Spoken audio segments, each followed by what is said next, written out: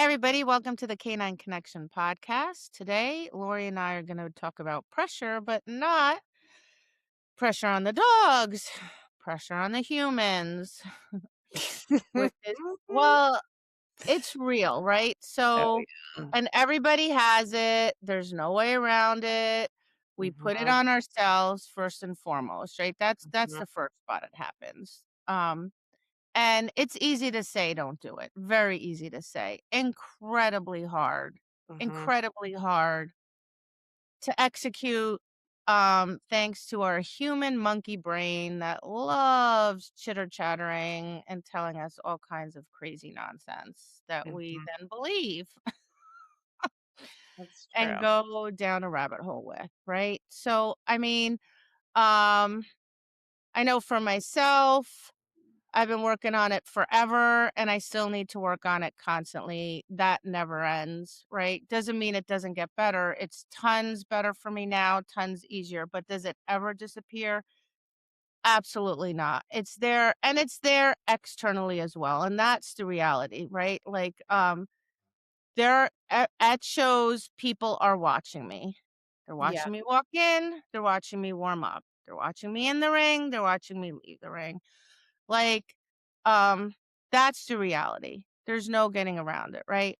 Quite often, I get judged differently. I'm not saying that in a negative way. It just is what it is. I think it's subconscious, doesn't matter. It happens, right?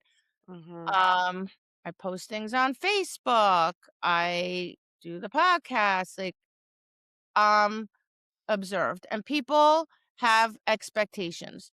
They're not my expectations, but they have them, right? And I hear it whether Mhm. indirectly or directly, but I will directly hear it. Come out of the ring. What happened? Come out of the ring, didn't get first place, which is pretty ridiculous, right? You didn't get first place. What happened? People say that stuff to me all the time, right? Um, well, what's the deal with Zaina? Like all your other dogs were really consistent. She's not. Like I get comments constantly. Oh, you want to get like it doesn't matter. You win, you lose, Yep. Yeah. Well, yeah. Yeah. and then you have to control your own emotions, right? Which is, and Mm. that's where it gets hard because It's hard for me. yeah, I already have issues because, you know, because of my childhood, it was a disaster. Nothing was ever good enough. Like it Mhm. was a mess. So I already had self-esteem issues, not feeling good enough, not worthy, on, right? And to this day, I have like imposter syndrome. Like I'll win and I'm like surprised, like, oh, really? Like, and people are like, "Ugh, yeah, you're just, no, no, no. Like, that's how I feel. And I do feel pressure. Like, even if in my brain, intellectually, I understand a number of things. One, nobody wins all the time. They just don't. In any sport, that's just the way it is. And for sure, not in dog sports, right? And that's perfectly okay. I can have a class that I love and not even place, especially in the Northeast, very competitive, right? Um, I can have a class I didn't love and place. Um, I understand that people are going to talk about other people no matter what, no matter who you are, no matter what you do. It doesn't matter. There are going to be people that don't like you, right? It's all just part of the thing, but keeping that all on like in real time, managing that, like coming out of the ring, having flunked or having quote unquote not won, and not feeling like all those feelings, not because even I'm judging myself in that way, but because I know what other people are saying. Mhm. Like that's so hard, and then managing all that It's so hard. in real time at a trial. Jesus Christ, it's hard. It's really hard. Like, everything you said is exactly how I feel, and I'm not you, obviously, but See? even you just saying that puts pressure on me. Sorry, Petra.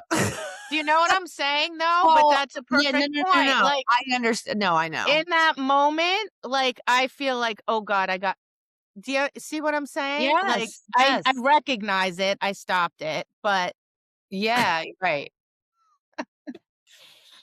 But it's like the pressure of, ever s I started my business, that put me out there, and then I also post a lot of stuff on Facebook, and I don't do it to be like, look at me," because I post a lot of my troubles mhm, on Facebook because I feel, we don't have to go into that, but I want to share, like, my whole thing is, if I'm going to teach, if I'm going to run a school, if I'm going to do a podcast, like, the purpose is to my goal is to make our sport more collaborative where we can help each other out and not have that. I mean, everyone's competing when we go to shows, but at the end of the day, like, I don't care if you win all the time. If I can help you with something,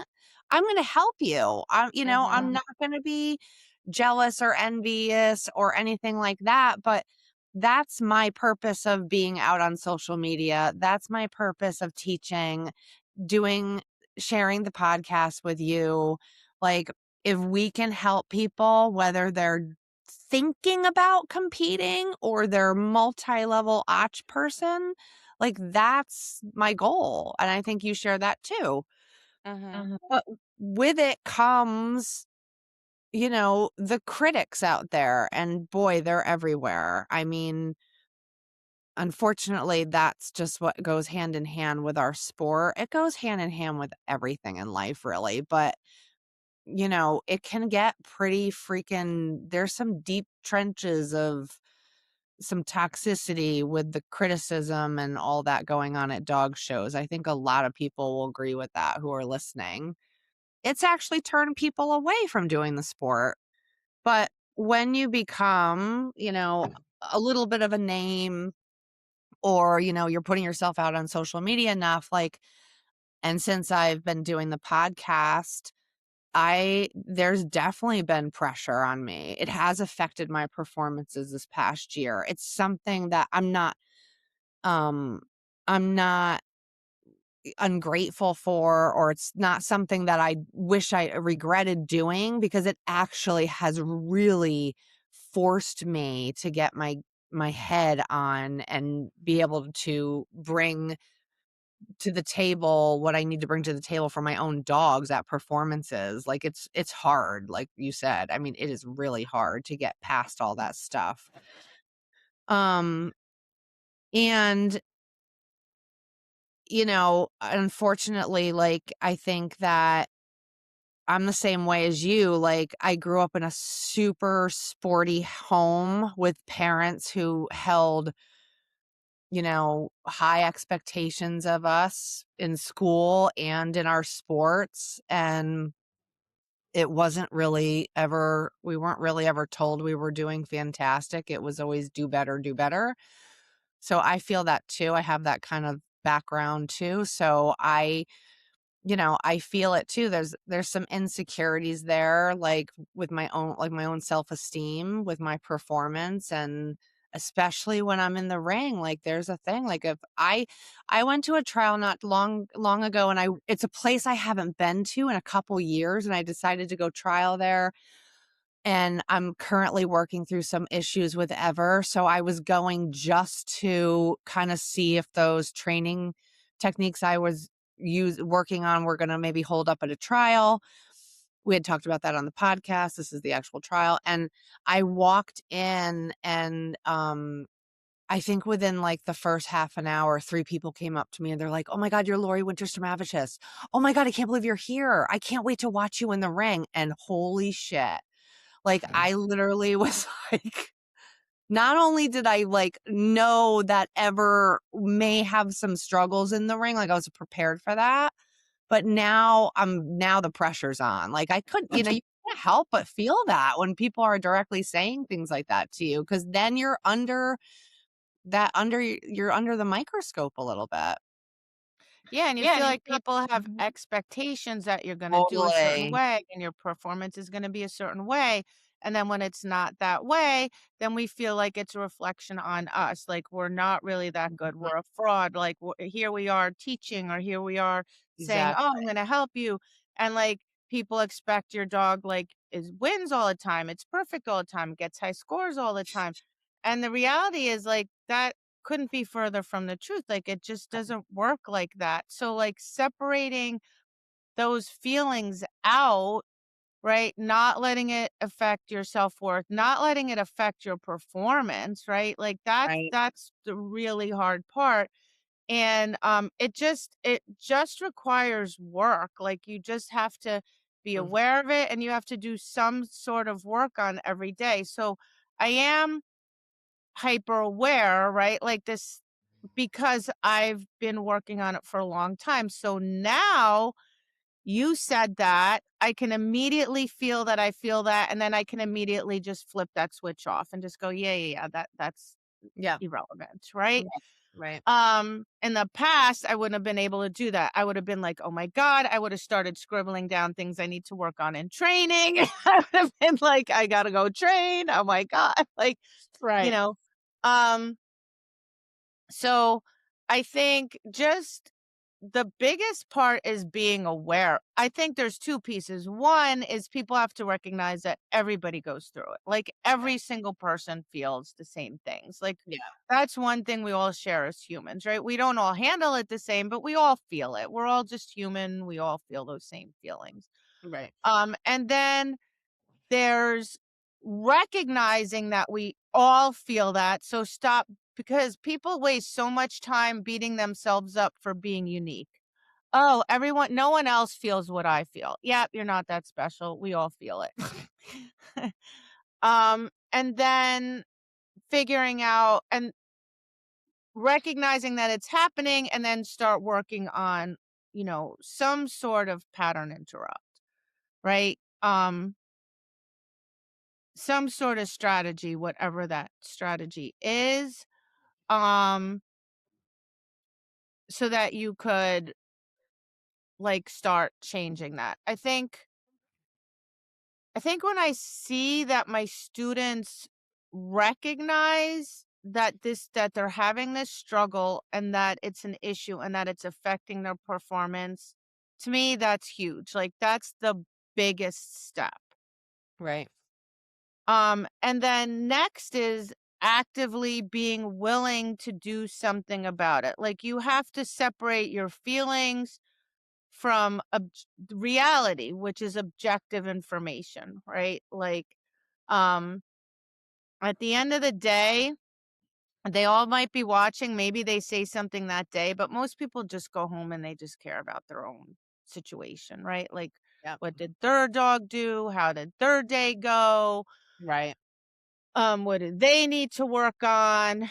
Um, I think that's a big part of it. And I think it's like you just have to recognize that that's part of competing. Like everything I've competed in, it's kind of like the same thing. Some of it is pressure we put on ourselves too, right? For Like, sure. um, I always have to separate out like what do I care about? Not what does everybody like I can't wrap what I care about and what I want in with other people's expectations or what I think other people's beliefs and expectations are. So I have to always do this mindful thing going into a trial like, okay, what are my goals? What am I trying to achieve for my dogs? What do I care about? Make sure that's very clear in my head Mhm. and then work towards that weekend and then evaluate objectively how did that go and then go back and work on that. um versus just randomly going and being like, "Oh, I want a cue or I want a ribbon or I want a score," because that's subjective, like, we don't really have control over that. Have process-driven goals, right? Like, I wanna be focused, I wanna handle my dogs a certain way, I wanna see if certain things I've been working on in training are getting better. Right. That's what's really helped me a lot is really, like, I actually has helped me the most is thinking about my dogs, especially Ever, because Stormy's just starting out, so I haven't really shown her, but with Ever, it is like it's hard enough for these poor dogs to be doing what they're doing. Like, they don't ask to go to these freaking trials. We always say that, and it's hard. And on top of it, I'm not bringing I'm not doing my job in the partnership 100% if I can't, like, somehow manage those feelings and separate them, like you just said, so that I have the ability to show up and focus primarily on what I need to do. It's really hard. It's like that outside noise going on all the time. And that's just the mental management. We've talked about that and we've had episodes on that, but it always shows up. Well, But I think that's the thing. And like even at my last trial, somebody walked up to me and they were like, I watched her run and I said, "Oh my gosh, your dog looks amazing." She had had many, many issues going on like for the past year. She's worked so hard. And I was like, "You've done an amazing job. Like, wow, you should be so proud." And she was like, "Thank you so much." She's like, "But I overheard all these people talking about, my hand position and how I should be getting hit for that." And I was just like, that's the hard stuff, like, cause it's going on. And I told her, I said, it's the people are always gonna talk. Like, there's oh always my gonna be god, critics people, in the stop comments. doing that shit. I know, don't give 'em I know. Ugh, so annoying, But like, w b and that's the problem because it's happening. You've been I standing there know. ringside. You hear people talking like that. So it goes on. And then, that's the hard part. That's where you start to feel the pressure. And I don't know. I'm just saying, like, it's fucking hard. Like, I get it. It's really hard. But I really came to I had like a coming to Jesus moment with myself. I'm like, you either hang this up if you can't find a Uh-huh, way to be there for your dog, or you need to find a way. And I did. Like, I'm much better now. Like even this past weekend when we showed, like I knew everybody was going to be there. I know people are there that don't support me. I know there's people there, like with everything, there's people there uh-huh. that don't agree with stuff I'm doing or whatever. I know that. I've heard it. I've been around it. And I knew most everybody was going to be at that trial. And I went and I had my plan and I executed it for my dog, and like that was my win. Like, it was really hard to do, but now I'm so confident, like I'm on the right track to be able to do that and overcome that stuff cuz the pressure is always going to be there, always. Yeah, and it's like you said, you either make the decision that you're gonna deal with it and come up with strategies to go overcome it, or then just don't show, right? Yeah. Because it's Yeah. not gonna go away. I think the most interesting thing is like, um, my biggest successes always came when so I'll give you an example. So with Zeal, he was really, really accurate and he would just have these like he'd always, not always, that's totally wrong. But first NOC I went to, he was really green. Like, I just didn't even think we'd get to the end. He gets third. So then he gets more seasoned, and he would either win a regional or he would like have one like implosion where he would fail and then the rest would all be like super high scores, right? Mhm. Which was frustrating, but then the next few years I really wanted to win the NOC because I wanted to prove that, like, the way I was training was effective, blah, blah, and he would flunk. And so at some point in his training, I came to the conclusion that he was already working so far and above his natural genetic ability that, Mhm. like, I couldn't really ask any more of him or expect any more of him. Like, he was already way above and beyond what he should technically be able to do, right? And I talked to some people I really trusted, objectively, like, and they agreed, right? They're like, dude, like, what you've gotten out of this dog, it's already a miracle, whatever. So his last NOC, I'm like, okay, well, we're just gonna go and I'm just gonna, I had figured some stuff out over the summer. And I said, I'm just gonna try and keep figuring stuff out for me. Can I figure this out? Can I solve this problem for me out of curiosity? That's it. Not like because I want to win or anything like that. Just can I figure it out? Right. Right. Figured some stuff out, but I went to the NOC and I was like, zero chance we're going to even like win or get to the end. Like, I'm just going to like execute these things, try out these things I worked on over the summer and over the fall. And I'm just going to do my job and execute. And that's my only goal, right? And that was my only goal through the whole thing. And guess what? He won. Hmm. Yeah. Hmm. Right? Um, this year with Zesty, like I already said it, like wasn't even gonna go. He wasn't even prepared.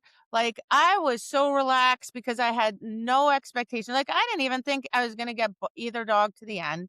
Right. So like my training partner who was helping me, he was my assistant.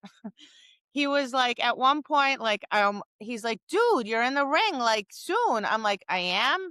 So at the end of the day, he's like, even at the end of the weekend, he's like, I have not, like, I don't understand how you were so relaxed. You were just like, la, la, la, whatever. Like, yeah, at some points I was like, because it got frantic with two dogs, but Yeah. two dogs was actually good because I never had any time to think about any results or anything other than what do I Do do your next? What do I job. do next? Now what do I do now? And my dogs are polar opposites, right? And guess what? They did really well. Gee, I wonder why. Maybe because I wasn't focused on the outcome. Maybe I was focused on the process, right? Yeah. And that's happened in other things in my life where I was so focused on the process and not on the outcome. I mean, it was the same thing with Tyler his first time. It was like, my whole goal was like, stick to my plan, stick to my plan. Like, I had everything written out in notes, like, don't go off the rails. And people were like going off the rails all around me. And I felt this pull to do this, do that. And I'm like, stick to the plan. Look at your book. This is what your notebook says. Yeah. And and I stuck to the process. Like, I stuck to the plan. That was my only thing. And as a byproduct, he ended up winning. Like, so part of that is like, I stuck to the process, right? And did I do that every year? No. A lot of times I messed that up, you It's know? hard.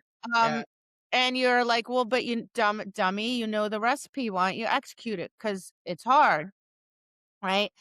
But it's always the process. It's always, if you're focused, things go way better if you're focused on the process goals, and like nothing makes me happier. Like, now, after teaching for years, when I see my students say, I have a trial this weekend and these are my goals, and they're process goals, Yeah. right? I'm going to stay connected to my dog. I'm going to do my warm up.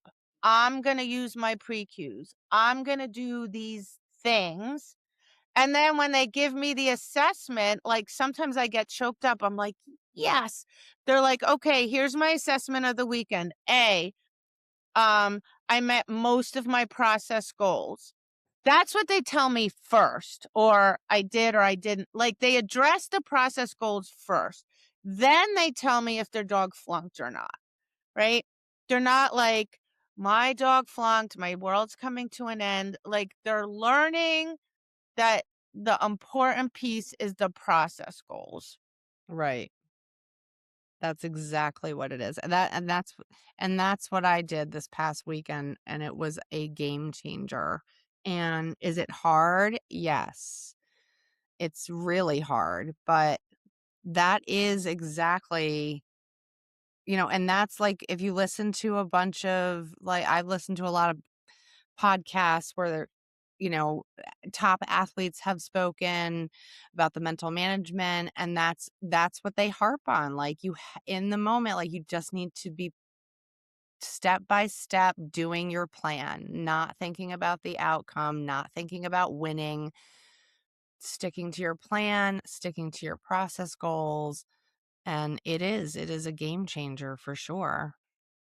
I also think it's, like, we should look at it that these are not just good skills, like learning to deal with the pressure, tune out the noise. Like, they're incredible life skills, right? Like, I'm so resilient now. Like, things don't bother me. Like, Yeah. life things happen, like things in life, right? Like, people unrelated to dog sports can do something unkind to me. Like, it could be something like in everyday life in the store, or it could be somebody I know well. Like, they could do something upsetting, something hurtful, or something where that I could potentially interpret a certain way or whatever, or things can break or whatever can happen. And I'm just like, nah, all right. I'm able to separate myself from it. I'm able to understand like why it happens, that sometimes it has nothing to do with me. It has everything to do with them. Yeah. Right? And even though on the surface, like, you could say, "Well, but it was done to me, it hurt me," or whatever, but I can still separate myself from that and look at it more objectively. Like, and I can look at, like, what did I do? Like, did I do no, I'm okay like, with what I did, so therefore, I'm not gonna go down a rabbit hole with this thing, Right. right? Um, like, in life, I just don't go there, like, and I don't get sucked in. So, like, people around me can start talking about things, and I'm just like, "You know what?" I look at that, I'm not going there. Yep. I'm just not. Like, Yep. that's not where I wanna put my energy.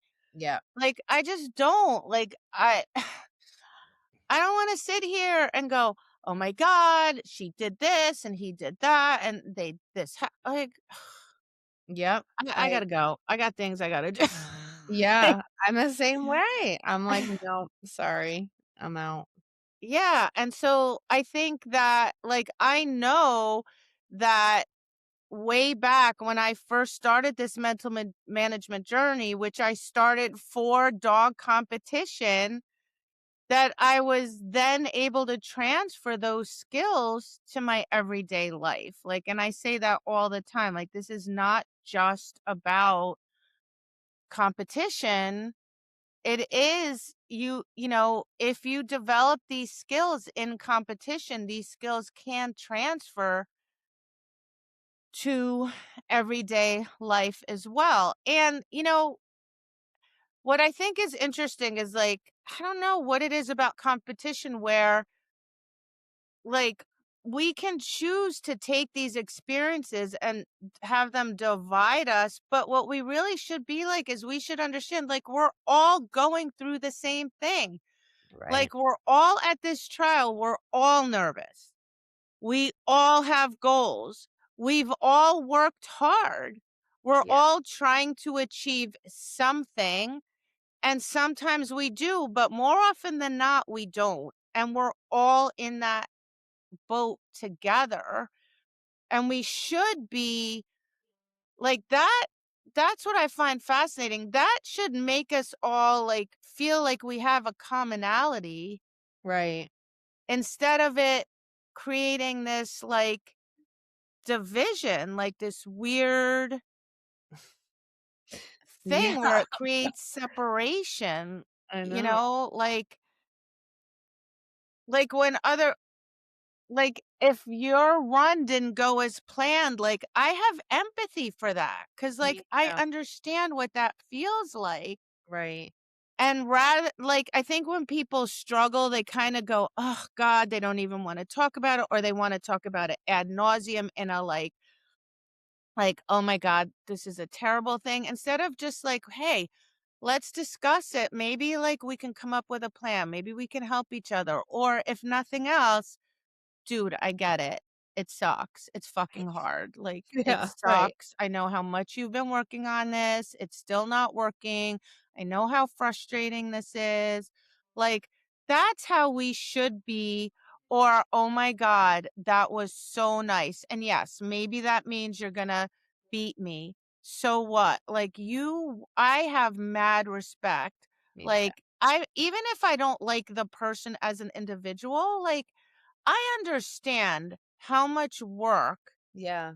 went into achieving that performance that you just put in. Yeah. Like, good for you. Right. Like, good job, you know? Nice run. That's Yes. how we should be with one another. Like, we should have respect for that. Like, I see that it just makes me it's so depressing to me. This is what depresses me more than anything. When I see people in top sports, like, and believe me, I understand they are under an enormous amount of pressure, all like magnified 1,000 times negativity, etc.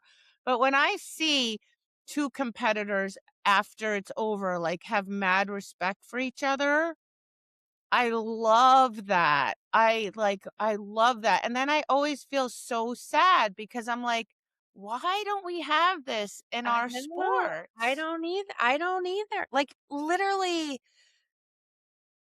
just being in the ring and, like, when they if I place in a class, like, I don't care who it is. Like, I'm heartfully, like, feeling total admiration and respect and happy for the people who are winning or getting ribbons or even qualified. Like, I notice who's in the ring. Like, I see people in the ring where, like, I know they've been struggling.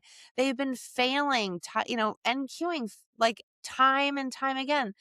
They keep showing up, and I look in the ring and, like, they're standing there because they qualified. Like, I love that. I make sure I tell them, like, "I'm so happy for you." Whether you're, it doesn't matter who it is standing next to me. Like, you're right. Like, it is a hard sport. Like, why can't it be like that? Like, I don't understand it. All sports are hard. I mean, God, I remember Yeah. agility. You think the Q rate's bad in obedience? Holy Hannah. It's the most frustrating sport on the planet.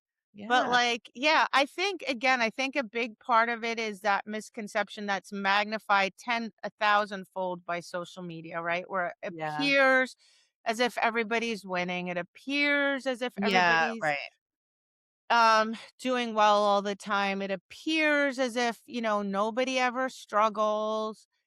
And I feel like even when I put struggles out there, people, like, dismiss that, like, they don't really hear it or see it or take it in, right? Like, all they take in like, to me, I think you should be more interested in the fact that I fail and that I struggle and not gloss over that and go, "Yeah, but you win all the time," and Yeah. go, "Oh, okay, like, I Right. get it."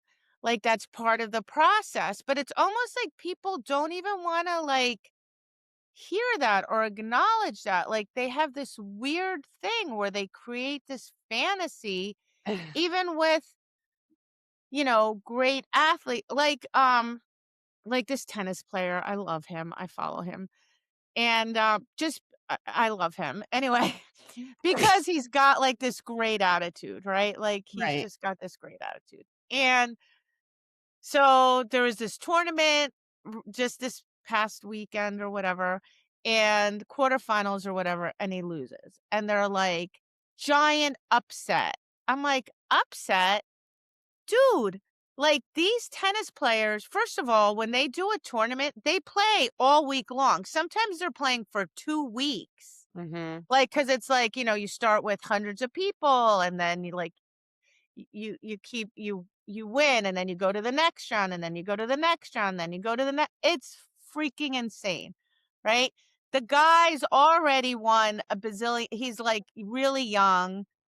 He's like, I think the youngest player to win all 4 like, he's already accomplished insane things, and he's already accomplished great things this year, and it's only March, and they're like and right away, it's like, big upset, big it's like, it's impossible to be that good all the time, it's impossible, but that's how people couch it, like, they're not like, "Oh, alright, well, he had a great run, this guy beat him." It's how it goes, he's still great, but Right. it's like, oh, it's always presented as like this big upset. He lost. Like, oh my God, he got upset. What happened? What do you think's wrong? What do you think went wrong? What do you think happened? I know. That's how our society is. It's It so is. fucked up. It It's is. annoying, It is you annoying. know? And then you need to, as that competitor, be able to go with your team and go and reframe all that, right? You do. I'm not a loser. My tennis isn't terrible. Like, I just didn't, this guy on this day, this guy beat me. Like, everybody's really good at that level. Like, Right. um, so yeah, like it's in every sport, it's in everything in life, it's in work, it's in everything. And we just have to like really shift things and say there's fantasy and there's reality. True. That's true. Yeah, this was good. All right, everybody, process goals, That's right. live in reality, don't live in fantasy, That's right. be nice. Be nice. Don't sit there and gossip about somebody's arm position. No. God. If you feel the need to say something, it's always born out of jealousy, and then we need to examine that because we all have that tendency, we all have that in us, Yeah. and I feel it in myself, times I feel jealousy, like, I feel when I wanna, like, critique something, I go, "Wait a minute, why are you doing that?" And I'm like, "Oh, you're jealous. Why are you jealous? Let me examine that." And Right. let me work on that. And Right. that's what we should constantly be doing, examining, working, examining, working on ourselves to try and Yes. be Better humans. better humans. Be a better human. I'm still in process. Me too. Work in progress. That's right. All right, everybody. Thanks for listening. Thank you. See you Bye. next time. Bye.